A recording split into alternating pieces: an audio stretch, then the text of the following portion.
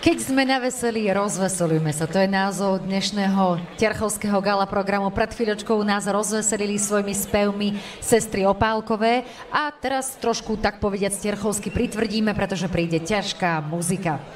Už je to 12 rokov, odkedy sa terchovská muzika zapísala do reprezentatívneho zoznamu nehmotného kultúrneho dedičstva UNESCO. Ťažká muzika nás reprezentovala na viacerých pódiach v priebehu procesu zápisu. Bolo to v Bratislave, v Paríži, aj pri samotnom slávnostnom hlasovaní v azerbajdžanskom Baku v decembri 2013.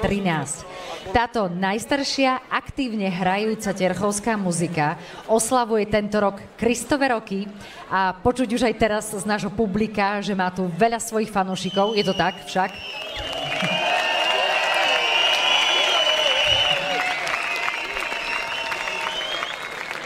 A aj to je dôvod na oslavu, že stále hrajú, že stále ich to baví, že stále majú svojich fanúšikov. Všetci rodáci z Terchovej zakladajúcou trojicou boli Rudo Patrnčiak, Jano Miho a Ladislav Hanuliak. Neskôr sa k ním pridali Vinco Krnkoška a Lojz Mucha, ktorý je primášom. No a v tomto zložení ich spoločná telesná hmotnosť pri nedávnom vážení bola okolo tých 560 kg, čiže stále je to ťažká muzika, poltónová muzika. A ako sami hovoria, tak svoju hmotnosť a muzikantskú kondíciu si zodpovedne udržiavajú. Dôkazom toho je aj fakt, že koncom mája tohto roka boli na festivale UNESCO v Južnej Kórei, kde úspešne vystupovali. Dámy a páni, ťažká muzika.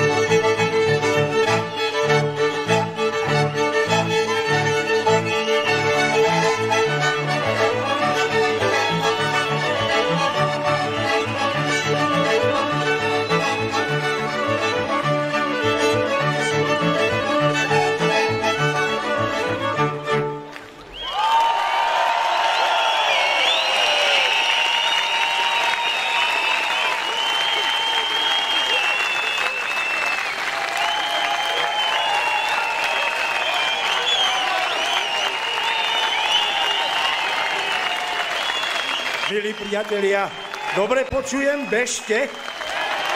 Majte nad nami zľutovanie, lebo my sme už starí pani. My už moc nenabeháme. Ale ak ste mysleli ešte, tak my niečo dáme. Ale vy nám musíte pomôcť. Keď zaspievam jednu známu slovenskú pesničku, ale aj terchovskú, isto budete poznať.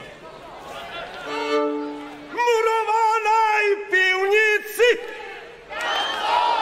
Ešte raz. Murovanej pivnici.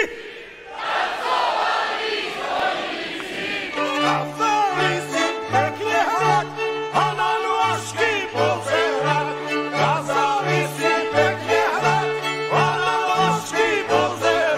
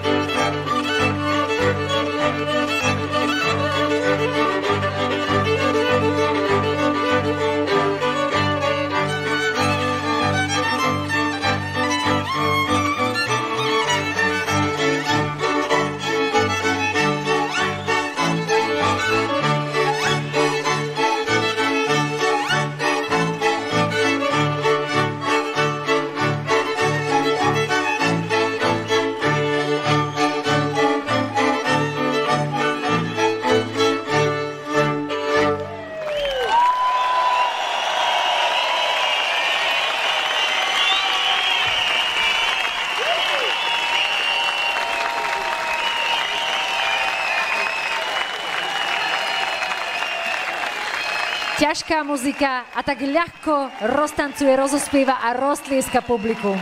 Krása. Tak to vidno. Absolútne vidno v praxi, že naozaj funguje dnes večer rovnica R na tretiu, alebo vzorec R na tretiu, že radosť rozdávaním rastie. Platí to aj o tom nadšení folklórnom, o tej folklórnej hudbe, ktorá sa teraz takto krásne prenáša aj na naše publikum. Ja som hovorila, že ťažká muzika funguje už 33 rokov, no ale